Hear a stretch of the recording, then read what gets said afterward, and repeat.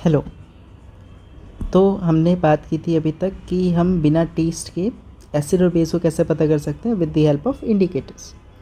So basically what is indicators? Indicators are that which can change according to the smell और colour. तो अगर आपके सामने कोई भी एसिड या बेस आता है तो इंडिकेटर्स अपना कलर चेंज कर लेंगे या अपना स्मेल चेंज कर लेंगे। ध्यान रखने वाली बात ये है कि न्यूट्रल सॉल्यूशन के साथ कोई चेंज नहीं होता है, इसलिए इनको हम जनरली एसिड बेस इंडिकेटर्स कहते हैं। ठीक है। अच्छा, अगर मैं बात करूँ दो टाइप के इंडिकेटर्स की, तो मेनली कौन कौन से होंगे? एक तो होंगे स्मेल बेस्ड, एक तो होंगे कलर बेस्ड। तो अगर कलर बेस्ड की बात की जाए तो कई सारे एग्जांपल्स हमें देखने को मिलेंगे, जैसे कि पहला एग्जांपल है लिटमस सॉल्यूशन। तो लिटमस सॉल्यूशन एक पर्पल कलर का डाई होता है जिसको हम लाइकन से ऑब्टेन करते हैं। इसके अलावा भी कई सारे और एग्जांपल्स हमें देखने को मिलेंगे, जैसे कि हम कह सकते हैं कि मिथाइल ऑरेंज है, फिनेप्थलीन है। तो मिथाइल ऑरेंज एंड फिनेप्थलीन, ये कुछ एग्जांपल्स है जो कि एसिड एंड बेस में अलग अलग कलर शो करते हैं। दूसरी बात अगर मैं करूँ तो दूसरे होते हैं स्मेल बेस्ड। स्मेल बेस्ड को कहा जाता है olfactory indicators which give different order in acid and base. Example के लिए अनियन, जो कि एसिड में तो स्मेल प्रोड्यूस करेगा लेकिन बेस के अंदर कोई स्मेल प्रोड्यूस नहीं करता। दूसरे एग्जाम्पल्स की अगर मैं बात कर लूँ तो यहाँ आते हैं वनीला एंड क्लॉव। तो वनीला एंड क्लॉव भी सेम टाइप के रिएक्शंस देते हैं, मतलब कि आपके एसिड में ये लोग स्मेल प्रोड्यूस कर रहे होंगे लेकिन अगर आप इसको बेस में डालते हो तो कोई खास स्मेल नहीं आएगी। क्लियर है ये बातें? अच्छा, यहाँ एक क्वेश्चन है। You have been provided 3 test tubes, one of them contain distilled water, other two contain acidic and basic solution. If you are given red litmus paper, how will you identify them? तो simply ये कहा गया है कि आपको 3 type के solution दिए गए हैं। डिस्टिल्ड वाटर मतलब न्यूट्रल सोल्यूशन दिया गया है, एक एसिडिक सोल्यूशन दिया गया है और एक बेसिक सोल्यूशन दिया गया है। अगर सिर्फ रेड लिटमस पेपर दिया जाए तो कैसे आइडेंटिफाई कर सकते हो? तो इस क्वेश्चन को करने से पहले हम ज़रा समझ लेते हैं कि लिटमस पेपर या बाकी सारे इंडिकेटर्स एसिड बेस और न्यूट्रल सॉल्यूशन में कैसे चेंज होते हैं। तो चलिए शुरू करते हैं। फर्स्ट अगर मैं बात करूं तो मैंने कहा red litmus paper. Red litmus paper को अगर न्यूट्रल सॉल्यूशन, एग्जांपल के लिए यहाँ मैं ले लेता हूँ डिस्टिल्ड वाटर,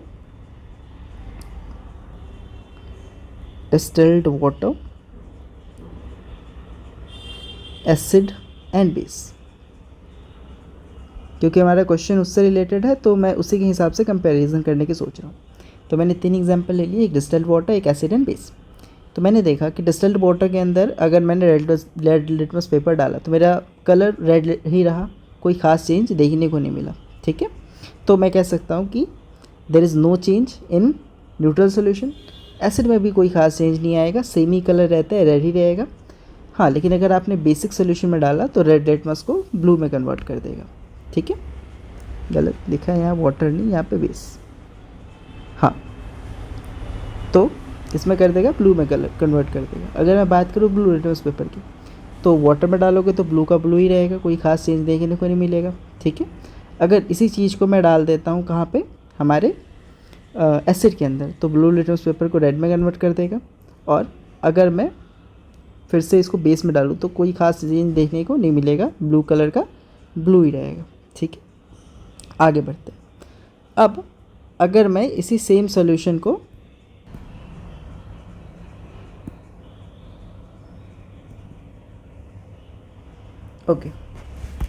तो अगर मैं बात करूँ फिनेप्थलीन की, तो जनरली वो कलरलेस होता है। कैसा होता है? कलरलेस होता है। तो न्यूट्रल सोल्यूशन के अंदर भी उसमें कोई कलर में चेंज नहीं आएगा, वो कलरलेस ही रहेगा। अगर आप उसको एसिडिक सोल्यूशन में डालोगे तब भी फिनेप्थलीन में कोई खास चेंज नहीं आएगा, नो चेंज होगा, और वो कैसा रहेगा, वो कलरलेस ही रहेगा। अगर मैं उसे बेसिक सोल्यूशन में डालता हूँ तो उसका कलर कैसा हो जाएगा, पिंक इन कलर हो जाएगा। आगे बढ़ते हैं। मिथाइल ऑरेंज, जैसे कि नाम से ही पता चल रहा है, तो ओरिजिनल कलर ऑरेंज रहेगा, और अगर इसको मैं वाटर सोल्यूशन में डालूँगा तो मैं कहूँगा कि नो चेंज होगा और ये ऑरेंज ही रहेगा। ठीक है, तो कलर में कोई ख़ास चेंज नहीं रहेगा और ये ऑरेंज कलर का ही रहेगा, इट रिमेन ऑरेंज। ओके, हाँ, अगर मैं मिथाइल ऑरेंज को डाल देता हूँ एसिड में तो इसका कलर चेंज हो जाएगा रेड में, और अगर इसको मैं डाल देता हूँ बेस में तो इसका कलर चेंज हो जाएगा येलो में। आगे बात करते हैं चाइना रोज़ की। तो चाइना रोज़ का जो कलर है जनरली रेड रहेगा, मतलब कोई ख़ास चेंज देखने को नहीं मिलेगा। Purple to red, reddish purple भी कह सकते हैं। हाँ, अगर मैं इसको डाल देता हूँ एसिडिक सोल्यूशन में तो ये डार्क पिंक हो जाएगा, और इसको मैं अगर बेसिक सोल्यूशन में डाल देता हूँ तो उसका कलर ग्रीन हो जाएगा। सेकंड बात करते हैं टर्मरिक की। तो अगर मैं वाटर में डालता हूँ तो इसका कलर येलो रहेगा, कोई ख़ास चेंज नहीं देखने को मिलेगा। तो मैं कह सकता हूँ रिमीन सेम RS वर्ड लिख सकते हैं। हाँ, अगर मैं एसिड में डालता हूँ तब भी मैं कहूँगा कि कोई चेंज देखने को नहीं मिलेगा, मतलब कि येलो ही रहेगा, ठीक है। लेकिन अगर इसको मैं बेस में डाल देता हूँ तो इसका कलर कैसा हो जाएगा, इसका कलर हो जाएगा रेडिश ब्राउन। तो ये जितने भी एग्जांपल्स थे ये मेरे किसके एग्जांपल थे, ये थे मेरे कलर बेस्ड इंडिकेटर्स, मतलब कि जब मैंने एसिड एंड बेस में डाला तो कलर चेंज हो रहा था। अभी जो मैं एग्जांपल्स देखने वाला हूँ वो होने वाले हैं मेरे smell based indicators, except red orange juice. Red orange juice की अगर मैं बात कर लूँ, red cabbage juice, red cabbage juice को अगर मैं डालूँ तो ये रेड ही रहेगा, कोई ख़ास चेंज देखने को नहीं मिलेगा, ठीक है। हाँ, एसिड के अंदर ये रेड हो जाता है और बेस के अंदर ये ग्रीनिश येलो हो जाता है। हाँ, अब स्मेल बेस्ड इंडिकेटर्स की बात करते हैं, ठीक है। तो अगर मैं वनीला की बात करूँ, अनियन की बात कर लूँ, और एक और एग्जांपल ले लेते हैं क्लॉव। तो वनीला ले लिया जाए, क्लॉव ले लिया जाए और अनियन ले लिया जाए। अगर इसको मैं वाटर में डालता हूँ तो मैं कहूँगा स्मेल रिमेन्स, तो बहुत ख़ास चेंज नहीं आएगा, स्मेल वैसे ही रहेगा। अगर मैं एसिड में डाल दूँ तब भी स्मेल रहेगा, और अगर बेस में डाल दूँ तो स्मेल चली जाएगी, स्मेल वैनिश, जैसे कि हमने पहले कहा था। सिमिलर अनियन में भी स्मेल रहेगा, एसिड में स्मेल रहेगा, और बेस में स्मेल वैनिश हो जाएगी। तो यहाँ तक बातें क्लियर है। क्लॉव की बात की जाए तो क्लॉव में हम कहेंगे सेम है कि स्मेल रिमेन होगा एसिड में, न्यूट्रल में भी एसिड हो स्मेल रिमेन रहेगा, और बेस के अंदर स्मेल वैनिश हो जाएगी, ठीक है। तो आई होप यहाँ तक बातें क्लियर हैं। अब अपना एक पुराने क्वेश्चन पे वापस आते हैं। क्वेश्चन में क्या कहा गया था, क्वेश्चन में कहा गया था कि हमें 3 टेस्ट ट्यूब गिवन है, 3 टेस्ट ट्यूब्स गिवन है,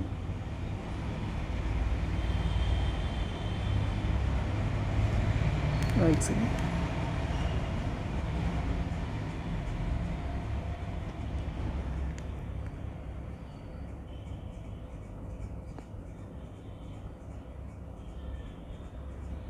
या ठीक है, इससे भी काम चल सकता है।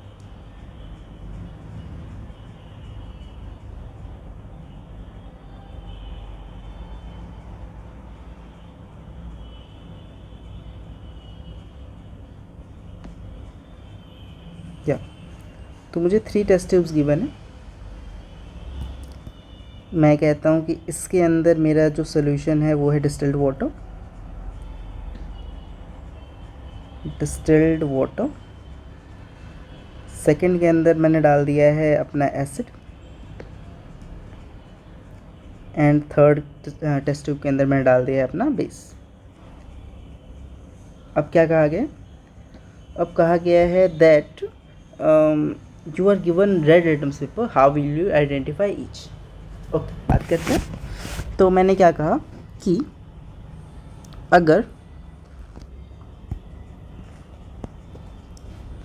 हम if we put red litmus paper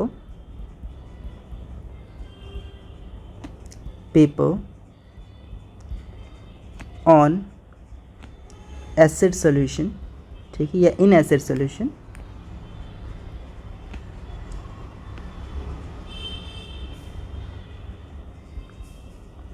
then no change,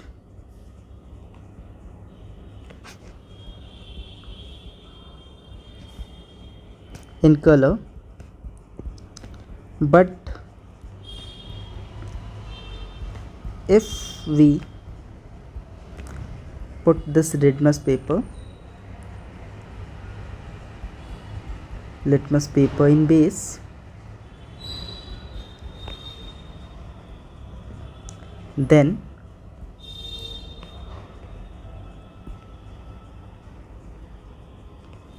the color will change to blue. Okay, then color change to blue. So simply मैं ये कह सकता हूँ कि सर आपने क्या किया, 2 सोल्यूशन लिए, एक एसिड के और बेस के, उसको डिस्टिंग्विश करना तो आसान है कि इसमें रेड का रेड ही रहेगा, ठीक है, रिमेन रेड, और यहाँ कलर चेंज हो गया ब्लू में। हाँ, अब तीसरी दिक्कत क्या है कि सर डिस्टिल्ड वाटर और एसिड में कैसे डिस्टिंग्विश करोगे, क्योंकि यहाँ दिक्कत क्या है कि दोनों ही रेड है, लिटमस पेपर में कोई ख़ास चेंज आया नहीं, ठीक है। तो मैंने क्या कहा कि अगर तो मेरा एसिड कलरलेस है तो मुझे इशू हो सकता है, लेकिन अगर कलरलेस नहीं है, ठीक है, तब मैं इजीली डिस्टिंग्विश कर सकता हूँ एसिड को वाटर के साथ। यहाँ एक और काम किया जा सकता है, यहाँ पे मैं एक दूसरा litmus paper, blue litmus paper use कर सकता हूँ, या कोई स्मेल बेस्ड रिसेप्टर यूज़ कर सकता हूँ। तो ब्लू लिटमस पेपर यूज़ किया जा सकता है या स्मेल बेस्ड रिसेप्टर यूज़ किया जा सकता है। मैं यहाँ पे ब्लू लिटमस पेपर ज़्यादा प्रेफर करूँगा, क्योंकि स्मेल बेस्ड रिसेप्टर्स भी जनरली सेम ही काम करते हैं, वाटर और एसिड में उसमें भी स्मेल में कोई खास चीज़ नहीं आने वाला है, ठीक है। तो for water and acid, color of red litmus paper remains same, color of red litmus paper remains same,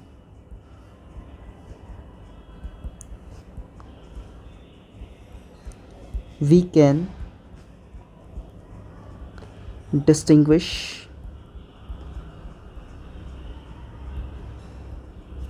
on the basis of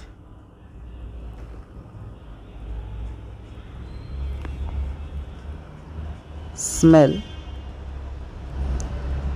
or using blue litmus paper. तो अगर मैं ब्लू लिटमस पेपर यूज़ करता हूँ तो क्या होगा, blue litmus paper convert हो जाएगा किस में, रेड में। Blue litmus paper convert into red in acidic, but water के अंदर कोई खास चेंज देखने को नहीं मिलेगा। So we can distinguish between acid, base and water, distilled water in 3 different solutions. तो आई होप ये क्वेश्चन क्लियर है। आगे बढ़ते हैं। अब कुछ केमिकल रिएक्शन है एसिड एंड बेसिस की, तो एक एक करके बात करते हैं सबकी। हाँ, तो फर्स्ट है कि reaction of acid with metals and reaction of basis with metals. तो फर्स्ट लेते हैं हम reaction of acid with metal, ठीक है। मैंने कहा कि कोई एक एसिड का एग्जांपल ले लेते हैं, मोस्ट कॉमन हम यूज़ करने वाले HCl, ठीक है।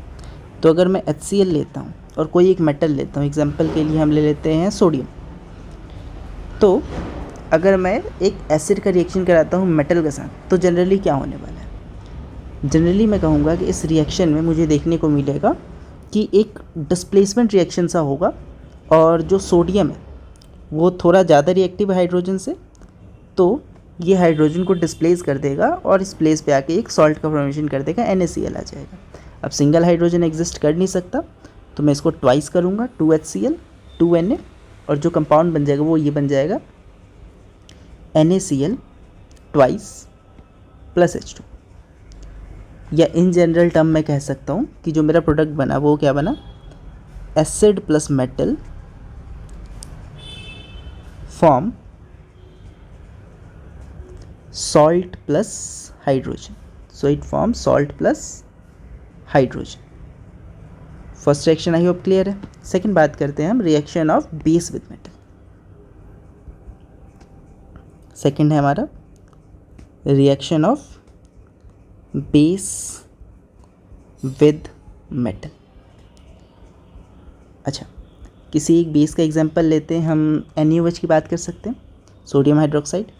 तो अगर मैं सोडियम हाइड्रोक्साइड को लेता हूँ विद अ मेटल, जैसे कि सेम ले लेते हैं, सोडियम नहीं ले सकते क्योंकि डिस्प्लेसमेंट नहीं हो पाएगी, तो कोई और एग्जांपल लेते हैं, पोटेशियम ले लेते हैं या आयरन ले लेते हैं, चलो। तो सोडियम हाइड्रोक्साइड विद आयरन, तो क्या होगा, तो मुझे पता है कि फर्स्ट रिएक्शन तो वही है कि हाइड्रोजन डिस्प्लेस होने वाली है, ठीक है।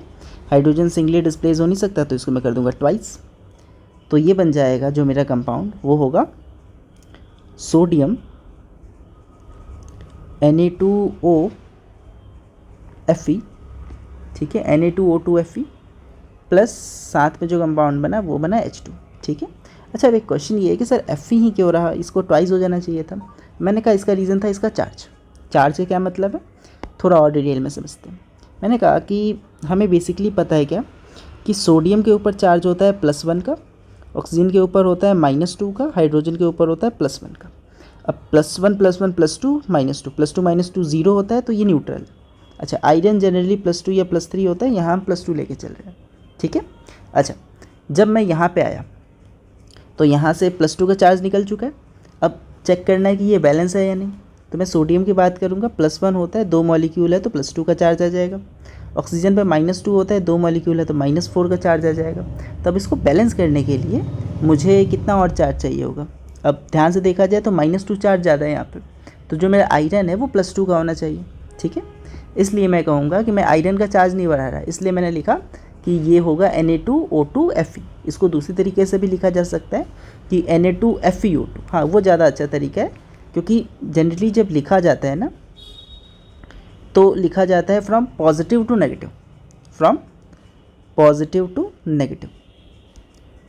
ज़्यादा इलेक्ट्रो पॉजिटिव कौन है और ज़्यादा इलेक्ट्रो नेगेटिव कौन है। तो मैं कहूँगा सोडियम बहुत ज़्यादा इलेक्ट्रो पॉजिटिव है, फिर आयरन आएगा, फिर ऑक्सीजन आएगा, ठीक है। इसलिए Na2FeO2 का एक कॉम्प्लेक्स बनता है, ठीक है। आई होप ये बातें क्लियर है। इन केस नहीं क्लियर है तो हम आगे थोड़ा इन सब के बारे में चार्ज वगैरह की बात करेंगे, ये चीज़ें क्लियर हो जाएंगी। आगे बढ़ते हैं, अभी हम एसिड बेस की बातें करते हैं, इनको छोड़ देते हैं। हाँ, सेकंड बात करते हैं कि अगर मैं एसिड का रिएक्शन करा दूँ विद मेटल कार्बोनेट, ठीक है। तो थर्ड की बात करेंगे कि अगर एसिड का रिएक्शन करा दिया जाए विद मेटल कार्बोनेट तो क्या होगा। मेटल कार्बोनेट, हाँ जी। तो मैंने कहा देखते हैं, एसिड वही सेम लेते हैं HCl, मेटल कार्बोनेट का मतलब क्या है, कोई भी एक मेटल का नाम ले लो, जैसे आयरन ले लेते हैं या सोडियम ले लेते हैं, कुछ भी ले सकते हैं। कार्बोनेट मतलब CO3, ठीक है। तो Na2CO3 ले लिया मैंने, सोडियम कार्बोनेट, ठीक है। ट्वाइस के लिए वही सेम बात है, चार्ज बैलेंस करना है, ठीक है। चार्ज कैसे बैलेंस करते हैं यहाँ एक बार सीख लेते हैं, नहीं तो आगे वो कन्फ्यूजिंग हो जाएगा। How to balance charge, okay let's see. हमने बात की हमारे पास 3 एलिमेंट्स है, एक है सोडियम, एक है कार्बन, एक है ऑक्सीजन, ठीक है। अच्छा, कार्बोनेट में हमेशा ध्यान रखना है कि CO3 होगा ही होगा, तो कार्बोनेट CO3 होगा।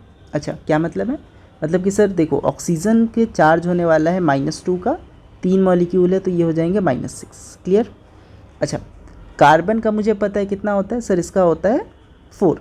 अब -4 होगा कि +4 होगा, अगर तो आपसे ज़्यादा कोई रिएक्टिव है, मतलब ज़्यादा नेगेटिव है, तो मेरे पे ऑटोमेटिकली पॉजिटिव चार्ज जाएगा। अगर मैं सबसे नेगेटिव हूँ तो मुझ पर नेगेटिव चार्ज आएगा, सिंपल सी बात। हाँ, तो अभी मुझे दिख रहा है कि कार्बन ज़्यादा नेगेटिव, ऑक्सीजन आ चुका है, तो कार्बन पे कैसा चार्ज आएगा, पॉजिटिव, और पॉजिटिव का कैसा, +4। सोडियम पे कैसा आएगा, पॉजिटिव का 1। अब बैलेंस करने के लिए कितना चाहिए था सर, इधर 6 है इधर 5 बन रहा है, मतलब सोडियम ट्वाइस होना चाहिए था। तो मैंने कहा इसको मैं डबल कर दूंगा ताकि ये +2 बन जाए, इसलिए मैंने लिखा Na2CO3, जिससे इस पर चार्ज आ जाए +2 का, इस पर आ जाए +4 का, और इधर आ जाए -6 का, तो +6 -6। तो सिंपली मैं कह सकता हूँ कि चार्ज कितना है, +6 का और -6 का, नेट चार्ज 0 हो गया। तो ये Na2CO3 जो बना सोडियम कार्बोनेट, ये एक स्टेबल कंपाउंड है, ठीक है। आई होप ये क्लियर होगा। हाँ, आगे बढ़ते हैं। तो HCl ने जब सोडियम कार्बोनेट के साथ रिएक्ट किया तो क्या हुआ होगा, वही सेम चीज़, डिस्प्लेसमेंट रिएक्शन करवाएंगे हम, हाइड्रोजन रिलीज़ करवा देंगे, ठीक है। हाँ, तो क्या हुआ होगा देखते हैं।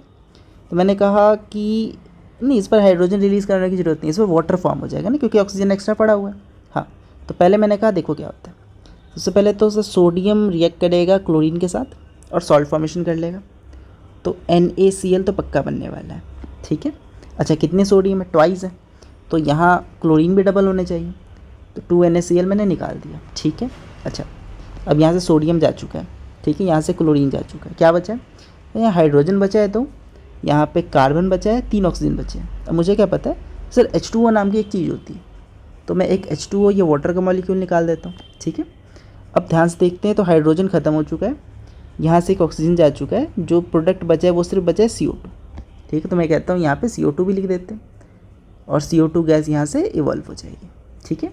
तो यहाँ जो मैं रिएक्शन को ध्यान से देखूँ तो मुझे 3 चीज़ें मिली हैं। क्या sir? When acid react with metal carbonate, or you can say sodium carbonate, when acid react with metal carbonate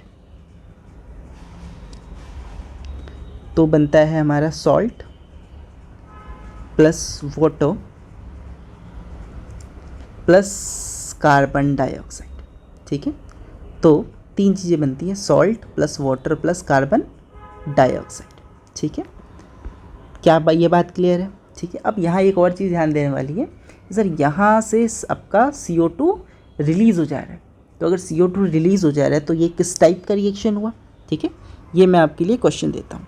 ठीक है, कि आपको बताना है कि ये किस टाइप का रिएक्शन हुआ है। ठीक है, कमेंट सेक्शन में कमेंट करना है आपको कि ये किस टाइप का रिएक्शन है। आगे बढ़ते हैं। अब मैंने कहा कि अगर सेम एसिड का रिएक्शन करा दिया जाए विद मेटल हाइड्रोजन कार्बोनेट तो किसके साथ करवाना है? 4th पे आते हैं, reaction of acid with metal hydrogen carbonate. अब टेक्निकली ये सारा का सारा सॉल्यूशन जो है वो उन्होंने अपने नाम में ही बता दिया। क्या मतलब? सर एसिड कोई भी ले लो, मैं इन जनरल HCl मान के चलने वाला हूँ सारे एक्सरसाइज के लिए, मेरा इन जनरल क्या है? HCl है। ठीक है, अच्छा इसने रिएक्शन किया किसके साथ? Metal hydrogen carbonate. मेरा मेटल कौन हो सकता है?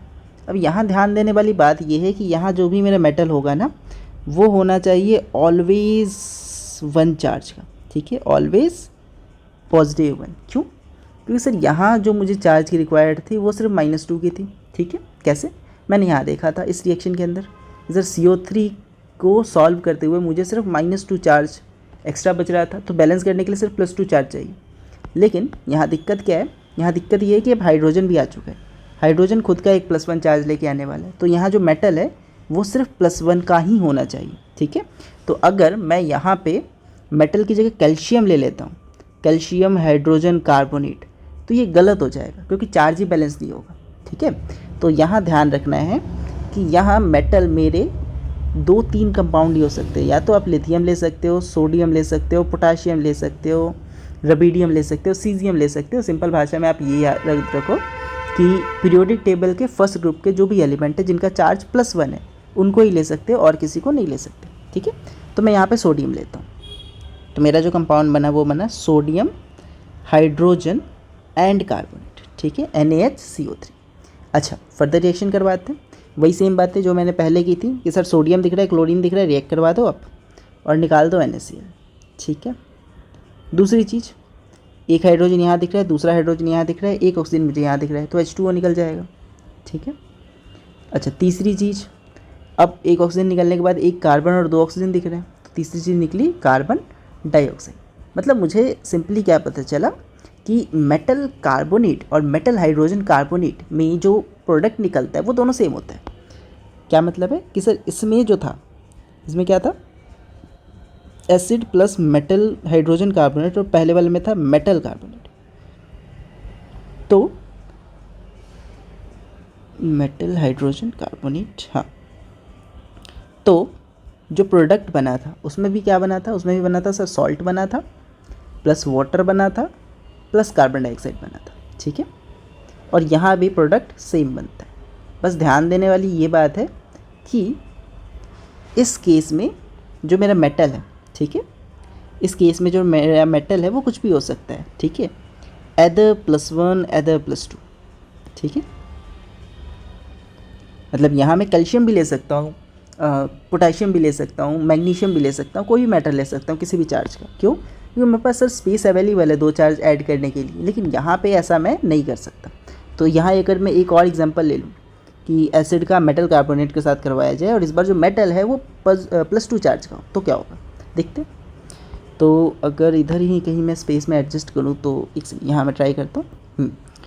मैंने कहा सेम एग्जांपल लेते हैं, यहाँ HCl लेते हैं और HCl का मैंने रिएक्शन करा दिया कैल्शियम कार्बोनेट के साथ। ठीक है, CaCO3। अब मुझे क्या पता है कैल्शियम का चार्ज होता है +2, यहाँ जो चार्ज कम पड़ रहा था वो पड़ रहा था -2। ठीक है, आप सिंपल भाषा में इतना ध्यान रखने की जगह ये भी कह सकते हो कि जो सर कार्बोनेट का चार्ज होता है ना, वो होता है -2, ठीक है। तो -2 को बैलेंस करने के लिए मैंने चार्ज यूज़ किया है, ठीक है। -2 क्यों होता है यहाँ मैंने बता दिया, ये कार्बन का +4 होता है, इसका -6 होता है, नेट -2 बचता है, ठीक है। वापस चलते हैं। तो अगर मैंने HCl का कैल्शियम कार्बोनेट के साथ रिएक्शन करवाया तो मैं क्या याद रखूँगा, सर पहली चीज़ जो मुझे मिलनी चाहिए वो बननी चाहिए कैल्शियम का सॉल्ट, ठीक है। तो पहली चीज़ बन जाएगी, वो बन जाएगी CaCl। अब दिक्कत क्या है सर, ये होता है +2, ये होता है -1, बैलेंस है क्या, नहीं, चार्ज तो सेम होने चाहिए। तो इसके 2 मॉलिक्यूल्स चाहिए होंगे, +2 -2 तभी तो 0 होगा, तो इसको मैं डबल करूँगा, तो ये बन जाएगा कैल्शियम क्लोराइड, ठीक है। तो CaCl2 का पहला कैल्शियम क्लोराइड बन गया। अच्छा आगे बढ़ते हैं, अब क्या बचा, ध्यान से देखते हैं। सर आपका कैल्शियम जा चुका है, क्लोरीन जा चुका है, बचा क्या है, 2 हाइड्रोजन, कार्बन डाइऑक्साइड, सेम ही चीज़ है, ठीक है। तो कुछ खास आपको डिफरेंस देखने को मिलेगा नहीं, तो जो बचे हुए प्रोडक्ट है वही सेम, एक H2O देखने को मिलेगा और एक CO2 देखने को मिलेगा, जो कि इवॉल्व हो जाएगा, ठीक है। तो आई होप +1 का चार्ज हो, +2 का चार्ज हो, कुछ भी हो, अब आप कर लोगे। आई थिंक मैं समझाने में सक्सेसफुल रहा हूँ, ठीक है। फिर भी अगर कोई डाउट हो तो आप कमेंट सेक्शन में करो कि सर ये बात समझ नहीं आई, थोड़ा ईजीली समझा दो या कुछ और एग्जाम्पल के साथ समझा दो, ठीक है। आगे बढ़ते हैं। तो हम बात कर चुके हैं किनकी, विद मेटल हो गया, विद मेटल हाइड्रोजन कार्बोनेट हो गया, ठीक है। अगला बात करते हैं हम लोग रिएक्शन विद बेस। तो एसिड का बेस के साथ रिएक्शन करवाना, ठीक है। एक मिनट, मुझे एक और पेज लगेगा।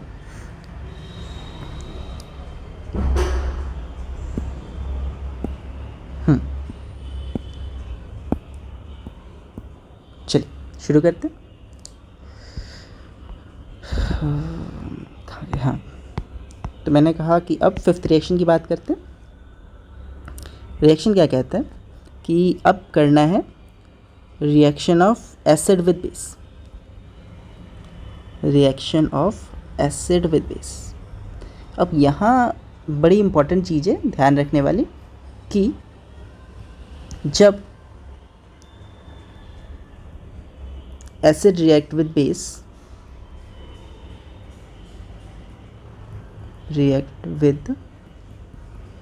base, then salt and water is formed as product, salt and water is formed as a product,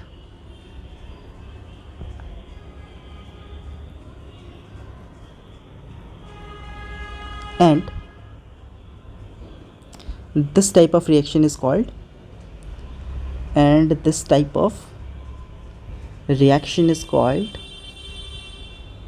neutralisation reaction. क्यों? क्योंकि सर एसिड ने बेस को न्यूट्रलाइज किया और सॉल्ट का फॉर्मेशन कर दिया, ठीक है, या बेस ने एसिड को न्यूट्रलाइज किया और सॉल्ट का फॉर्मेशन कर दिया, ठीक है। इसलिए इसको हम जनरली क्या कहते हैं, न्यूट्रलाइजेशन रिएक्शन, ठीक है। तो this type of reaction is called neutralisation reaction, okay, neutralisation reaction. क्या ये बातें क्लियर है? आई होप क्लियर है, ठीक है। आगे बढ़ते हैं। अगर मैं इसके रिएक्शन की बात करूँ तो मैं क्या कह सकता हूँ, सर कोई भी एक एसिड ले लो जैसे HCl प्लस कोई भी एक बेस ले लो जैसे कि NaOH। तो एसिड ने बेस के साथ रिएक्ट किया, बनाया salt NaCl plus water H2O। अब क्वेश्चन ये आ सकता है कि सर ये जो सॉल्ट बना है वो किस टाइप का सॉल्ट है। अब किस टाइप का सॉल्ट का क्या मतलब है, तो सॉल्ट के भी टाइप्स होते हैं क्या? हमने कहा हाँ बिल्कुल 3 टाइप होते हैं सॉल्ट के, ठीक है, उसकी बात कर लेते हैं, ठीक है। हालांकि इसकी मैं डिटेल में आगे बात करूँगा, ठीक है, लेकिन मैं यहाँ आपको हिंट दे देता हूँ। तो मैंने कहा सॉल्ट 3 टाइप के हो सकते हैं, ठीक है। जैसे कि ये वाला जो है ये है एक न्यूट्रल सॉल्ट। कैसा सॉल्ट है? ये एक न्यूट्रल सॉल्ट। कैसे बनता है वो आगे देखेंगे। और 2 टाइप कैसे हो सकते हैं? और हो सकते हैं it may either be acidic salt or it may either be basic salt. तो सॉल्ट 3 टाइप के हो सकते हैं, या तो आपके न्यूट्रल सॉल्ट हो सकते हैं, एसिडिक सॉल्ट हो सकते हैं, या बेसिक सॉल्ट हो सकते हैं। यहाँ जो सॉल्ट बना है मेरा NaCl वो किस टाइप का सॉल्ट है? It is a neutral salt, ठीक है। क्यों है न्यूट्रल, ठीक है, वो देखते हैं थोड़ी देर में, ठीक है। अभी के लिए इसको छोड़ते हैं क्योंकि ये अभी हमारे कंसेप्ट का पार्ट नहीं है। जब मैं on the basis of charges या on the basis of power पे बात करूँगा ना, तो मैं यहाँ समझाऊँगा कि क्यों है ये न्यूट्रल, क्यों है ये एसिडिक, क्यों है ये बेसिक, ठीक है। आगे बढ़ते हैं। तो न्यूट्रलाइजेशन की मैं बात कर चुका हूँ। अगला रिएक्शन है रिएक्शन विद मेटेलिक ऑक्साइड। ठीक है, तो सिक्स्थ रिएक्शन क्या है? सिक्स्थ रिएक्शन है कि रिएक्शन ऑफ एसिड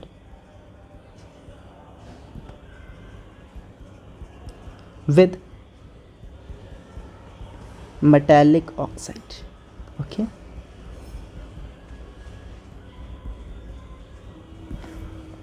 सो देखते हैं।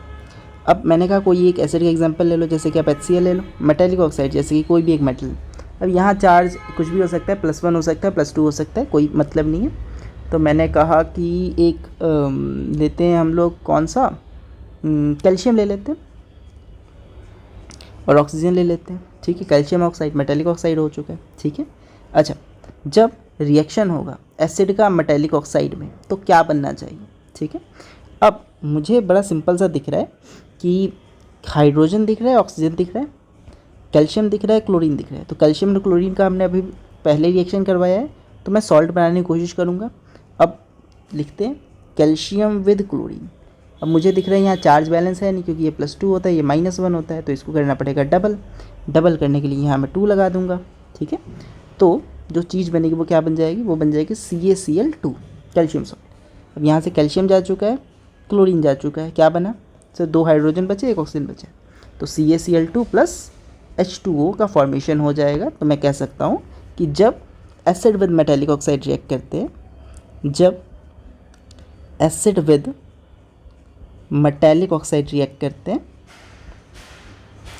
तो जो चीज़ बनती है वो क्या बनती है? वो बनती है सॉल्ट प्लस वाटर। क्या बनेगी? Salt plus water. ठीक है, आई होप ये क्लियर। आगे बढ़ते हैं, 7th। तो 7th कौन सा रिएक्शन है? एसिड वाली तो मेरे ख्याल से क्लियर है सारी। हाँ, एक बेस वाली रहेगी। हाँ, अगर नॉन मेटेलिक ऑक्साइड रिएक्ट करता है बेस के साथ। ठीक है, तो अगर reaction of non metallic oxide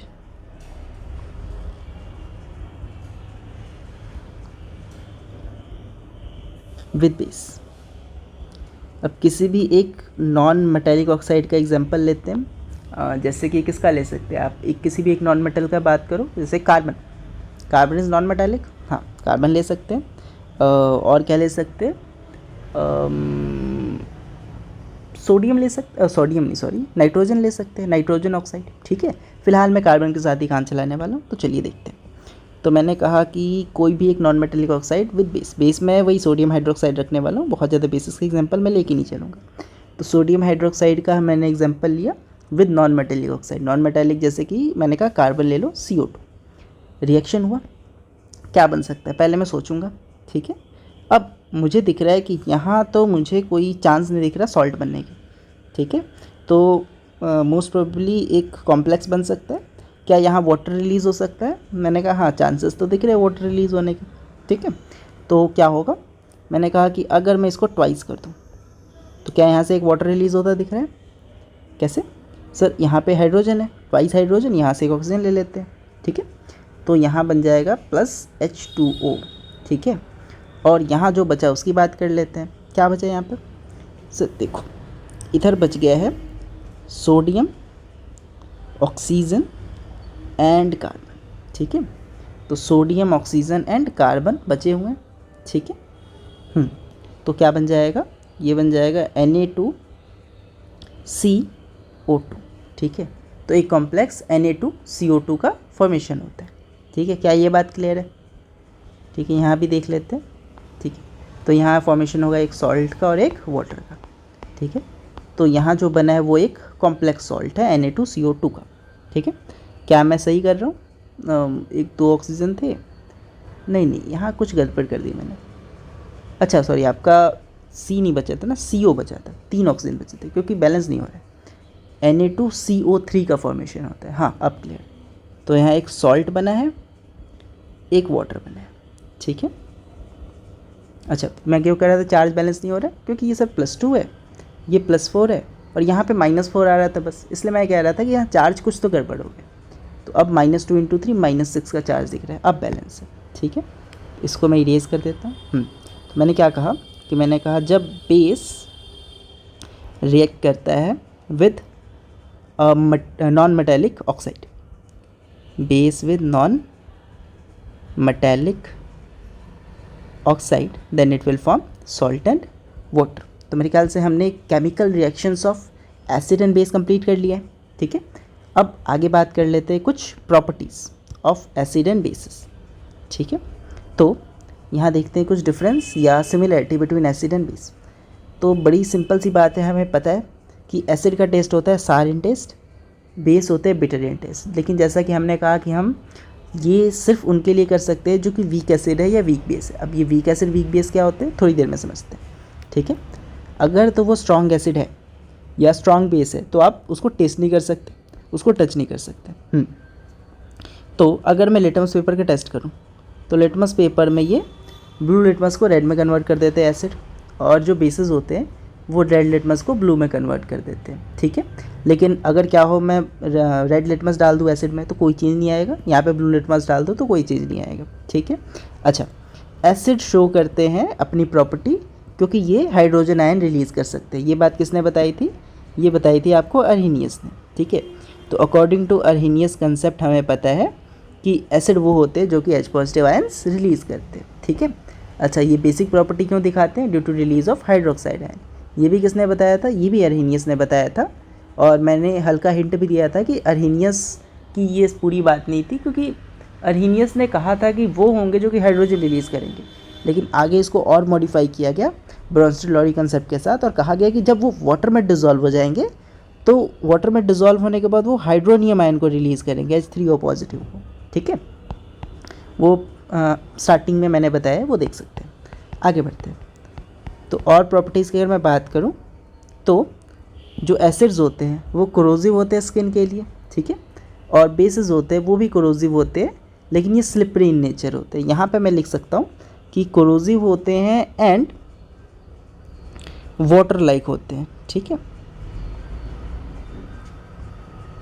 तो अगर आप इसको टच करते हो तो ये वाटर लाइक होंगे। आगे बढ़ते हैं। पीएच वैल्यू की बात करें तो ये 7 डिग्री से कम होते हैं, सॉरी पीएच इसका 7 से कम होता है रूम टेम्परेचर पे। तो पीएच कैसा होता है? लेस देन 7 होता है रूम टेम्परेचर पे। अब पीएच क्या होता है? पीएच को पोटेंस कहते हैं, पावर ऑफ हाइड्रोजन। इसकी भी बात करेंगे थोड़ी देर में, ठीक है। अभी हम जस्ट जनरल बातें कर लेते हैं। हाँ, यहाँ बात करें तो इसका पीएच 7 से ज़्यादा होगा, मतलब 8 to 14 होता है बेसिस के लिए और 0 to 6 होता है एसिड के लिए, ठीक है।